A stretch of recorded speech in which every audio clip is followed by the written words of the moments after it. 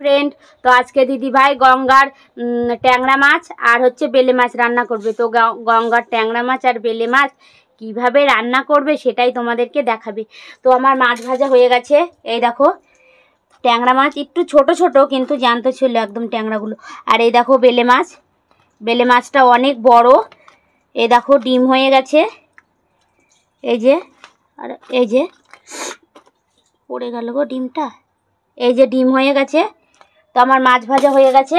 এবার ওই মাছ ভাজা তেলের মধ্যেই কিন্তু আমি এই যে অল্প পরিমাণে জিরে তেলের পর দেবো।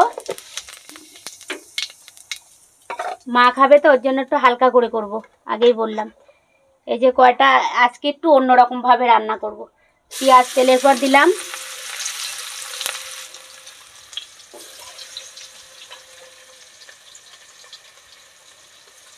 পেঁয়াজটা আমি হালকা করে নাড়বো, বেশি নাড়বো না, হালকা করে একটু নেড়ে নিলাম। নিয়ে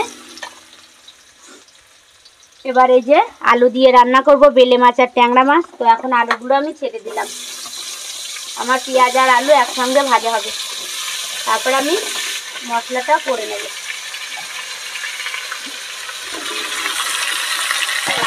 তো আলুটা আমার ভাজা হোক, এদিকে আমি মশলাটা করে নিলাম।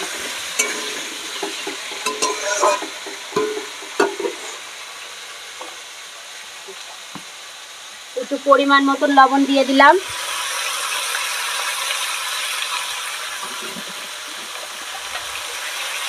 আর পরিমাণ মতন হলুদ। তো লবণ হলুদ দিয়ে আমি একসঙ্গে এবার মাছটা ভেজে নেব।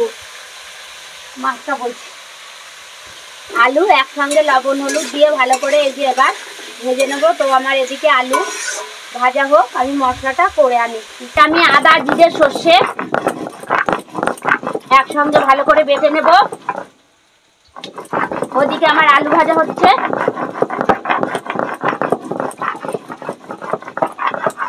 কটা লঙ্কা বেটে দিলাম আর কটা চিড়ে দিয়েছি। তো আমার এই যে মশলা বাটা হয়ে গেছে, জিরে বাটা, সর্ষে বাটা আর একটু আদা বাটা। তো একসঙ্গে আমি দিয়ে দিলাম। আর অল্প দুটো লঙ্কা বেটে দিয়েছি আর কটা চিড়ে দিয়েছি।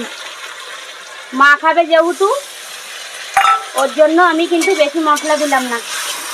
তো সর্ষে, জিরে আর একটু আদা ভালো করে আমি এবার মশলাটাকে কষিয়ে নেব। মশলাটা আমার ভালো করে কষানো হোক, তারপর আমি জল ঢেলে দেবো। আমার এই যে মশলা কষানো হয়ে গেছে, এবার আমি জল ঢেলে দেবো। আর হালকা করে আর একটু সামান্য একটু কষিয়ে নিই।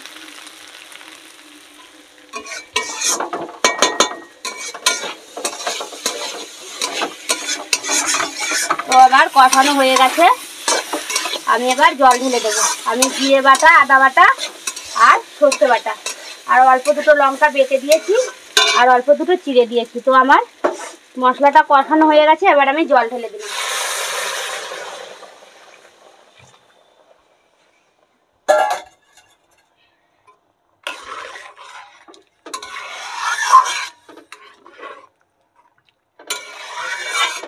ভাজা হয়ে গেছে দেখো।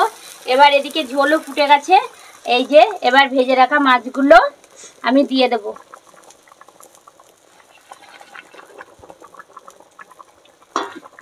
খেতে কিন্তু সেই টেস্ট হবে, জ্যান্ত মাছ। আমি বেলে মাছ আর ট্যাংরা মাছ একসঙ্গে আর গঙ্গার মাছ খেতে কিন্তু সেই টেস্ট। তো আবার আর একটু ঝোলটা ফুটে উঠলেই আমি নামিয়ে ফেলবো। তো দিদিভাই কিন্তু বেশি বড় করছে না ভিডিওটা। তো তোমাদের যদি ভালো লাগে তো অবশ্যই একটা লাইক কমেন্ট ও শেয়ার করে দিও। দেখো কি সুন্দর হয়েছে, কত সুন্দর হয়েছে, শুধু তাই দেখো। তোমরা চাইলে একদম এইভাবে এরকম করে দিদিভাই যেভাবে রান্না করছে এইভাবে রান্না করে খেয়ে দেখতে পারো। পাশের মানে দেখো ডিম ভাজা হচ্ছে। অবশ্যই কিন্তু এইভাবে রান্না করে যদি তোমরা খেয়ে দেখতে মানে দিদিভাইয়ের মতন যদি চাও দিদিভাইয়ের মতো রান্না করে খাবো, তাহলে দেখবো আমি বলবো অবশ্যই ভালো লাগবে। তো তোমরা এইভাবে যদি কেউ চাও যে দিদিভাইয়ের মতো রান্না করে খেয়ে দেখবো কেমন লাগে, তো অবশ্যই একটা লাইক কমেন্ট আর শেয়ার করে দিও। তো টাটা।